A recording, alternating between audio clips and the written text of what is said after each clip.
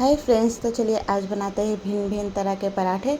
तो सबसे पहले मैंने यहाँ पर आटा लगा लिया था और उसे अब मैं रोटी की तरह बेल लूँगी। जिस तरीके से अपन नॉर्मल रोटी बनाते हैं उसी तरीके से इसे बेलना है। और थोड़ा छोटा ही रहने दिया है मैंने इसे, और इसमें लगा दिया है ऑयल और इसे किया है एक तरफ से फोल्ड, साथ ही मैंने उसे दूसरी तरफ से फोल्ड कर दिया है। आप देखते रहिए वीडियो में मैं इसे किस तरह से फोल्ड कर रही हूँ। आप लोग भी इसे इसी तरीके से फोल्ड कीजिएगा।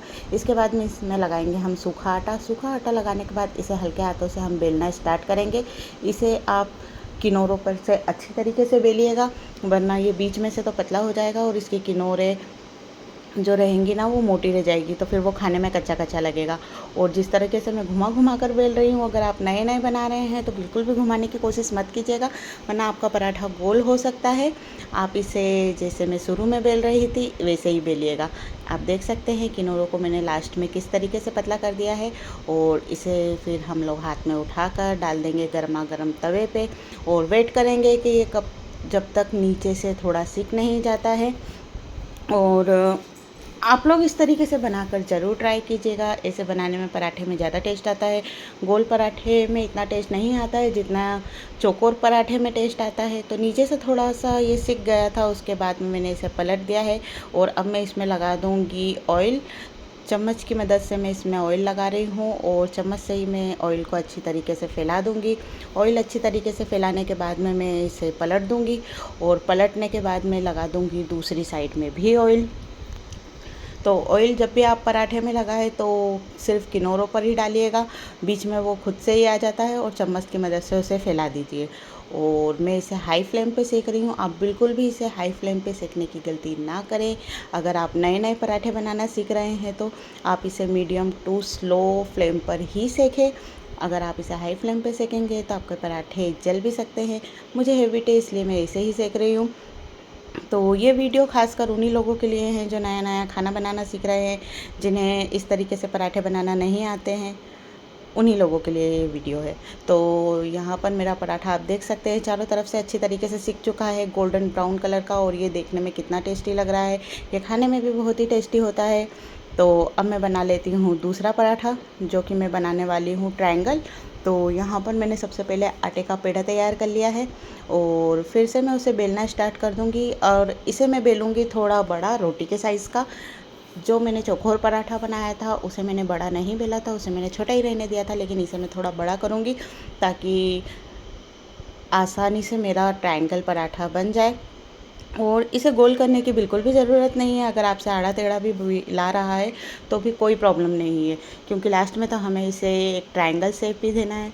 तो यहाँ पर मैंने इसमें लगा दिया है अच्छी तरीके से ऑयल। ऑयल लगाने के बाद में मैं इसे कर दूँगी ऐसे फोल्ड।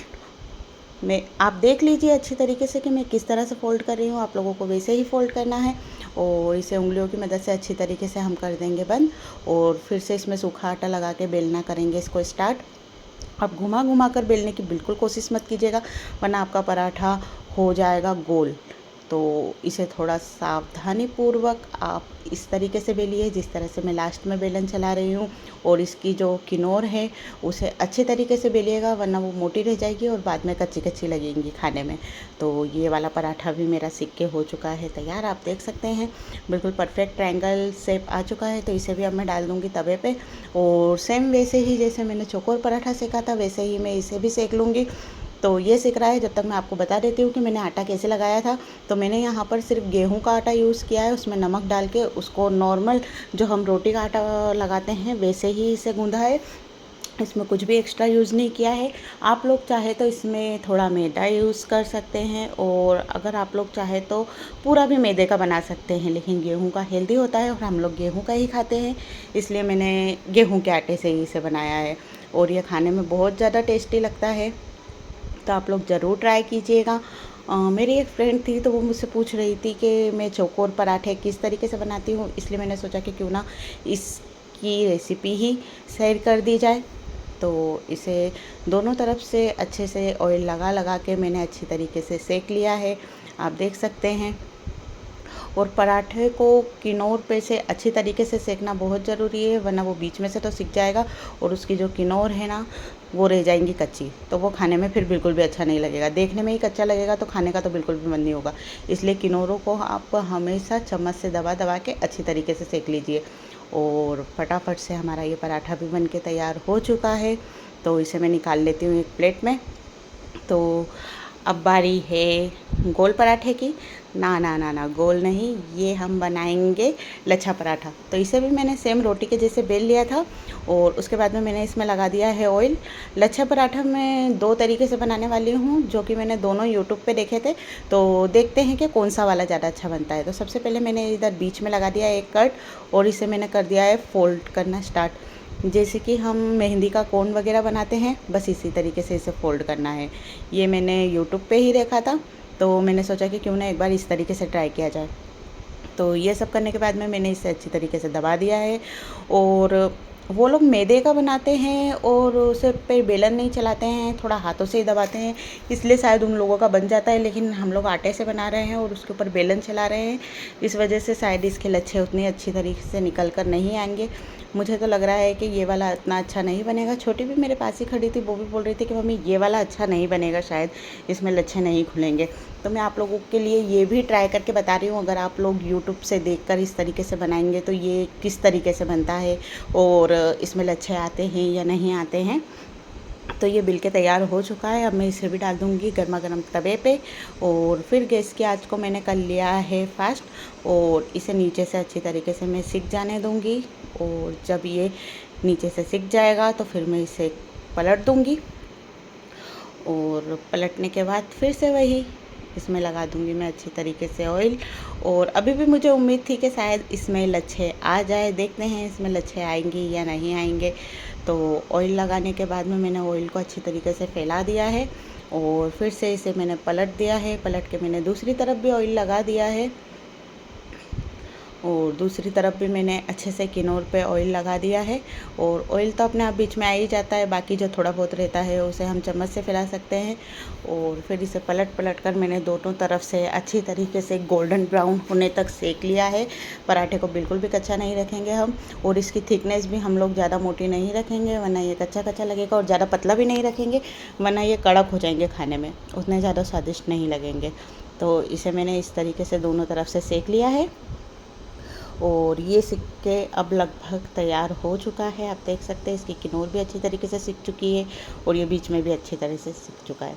तो इसे मैंने निकाल लिया है प्लेट में और मुझे इसमें लच्छे नज़र नहीं आ रहे होंगे, तो 1-2 ही होंगे, ये उतना अच्छा नहीं बना। तो अब मैं बनाती हूँ मेरी तरीके से। ये भी मैंने यूट्यूब से ही सीखा था, लेकिन ये वाला तरीका बेस्ट है। तो यहाँ पर मैंने लगा लिया है ऑयल और फिर चाकू की मदद से मैं इसमें बना लूँगी बीच में ऐसे लाइन। तो यहाँ पर मैं ढेर सारी लाइन बना लूँगी। लाइन ज़रूरी नहीं है कि आप सीधी बनाएं, जैसे आप चाकू चला रहे हैं और वो चल रहा है वैसे ही उसे चलने दें। उसके बाद में सारे लच्छों को हम लोग कर लेंगे इसे इकट्ठा हाथों की मदद से।